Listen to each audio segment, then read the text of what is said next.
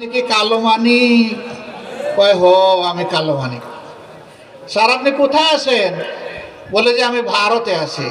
কয় না গো শোনা, আপনি ভারতে যাইতে পারেন নাই, আপনি বাংলাদেশের জালে আটকা পড়ে গেছেন। ঠিক সুপ্রিম কোর্টের অ্যাপিলেট ডিভিশনের একজন বিচারপতি, আপনি ন্যায় এবং ইনসাফের উপর বিচার করবেন, সংবিধান এবং বিবেক অনুযায়ী বিচার করবেন। আপনি বিচারের আসনে বসে সাইদি সাহেবকে কিভাবে হত্যা করা যায় ফাঁসি দিয়ে সেই হুঙ্কার আপনি দিয়েছিলেন।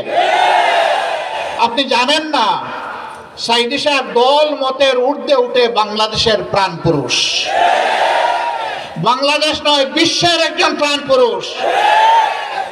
সাইদি সাহেবের মতো সবার বিরুদ্ধে আপনি এইরকম কুৎসা রটনা করেছেন। বিচারপতি থাকা অবস্থায় ছাত্রলীগ যুবলীগের গুন্ডাদের সাথে আপনি মিটিং করেছেন।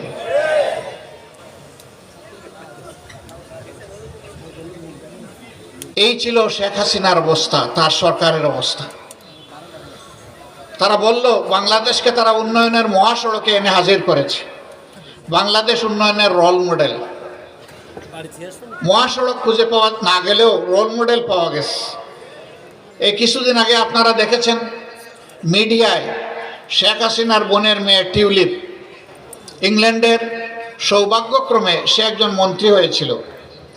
এখন রূপপুর পারমাণবিক কেন্দ্রে সে এবং তার পরিবার, তার খালা, তার মা আর সে তিনজনে মিলে 57,000 কোটি টাকা চুরি করেছে।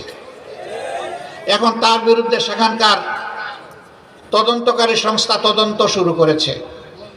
এই লজ্জা শুধু তাদের নয়, এই লজ্জা দেশবাসীর হয়ে গেল। বাংলাদেশ থেকে তারা 26 লক্ষ কোটি টাকা চুরি করে বিদেশে নিয়ে গেছে। আর দেশে মাটির নিচে বস্তায় কত টাকা যে লুকিয়ে রেখেছে আল্লাহই ভালো জানে। ব্যাংকগুলা সব ফুকলা, নন ব্যাংকিং ফিনান্সিয়াল সেক্টরস ধ্বংস, বিমা কর্পোরেশন সেক্টর, ইন্ডাস্ট্রি মাটির সাথে মিশে যাচ্ছে। সৎ ব্যবসায়ীরা হাহাকার করছে, ব্যাংকগুলা তাদেরকে ব্যাকআপ তহবিল দিতে পারছে না, তহবিল যোগান দিতে পারছে না। কারণ এই তহবিল আওয়ামী লীগ, শেখ হাসিনা তার সাঙ্গপাঙ্গরা খেয়ে শেষ করে দিয়েছে। এখানে ইসলামী ব্যাংক কায়েমের দাবি উঠেছে। এই ব্যাংকটি 83 সালে শুরু হয়ে বাংলাদেশের শ্রেষ্ঠ ব্যাংকে পরিণত হয়েছিল। গ্লোবাল অ্যাওয়ার্ড একমাত্র ব্যাংক পরপর 5 বার পেয়েছিল। এটার নাম হচ্ছে বাংলাদেশ ইসলামী ব্যাংক বাংলাদেশ লিমিটেড। আমিও সৌভাগ্যক্রমে এই ব্যাংকের একজন পরিচালক ছিলাম 6টি বছর। ভিতর থেকে ব্যাংকটাকে দেখার আমার সুযোগ হয়েছে। কি সম্ভাবনার একটা ব্যাংক! যেই ব্যাংক আমাদের বৈদেশিক মুদ্রার শতকরা 34% একাই নিজে সংগ্রহ করত, সারা ব্যবসা সেক্টরের 32% নিয়ন্ত্রণ করত, ঘরে ঘরে জনে জনে তার সেবা পৌঁছে দিয়েছিল, সেই ব্যাংকটাতে ডাকাত লেলিয়ে দিল শেখ হাসিনা।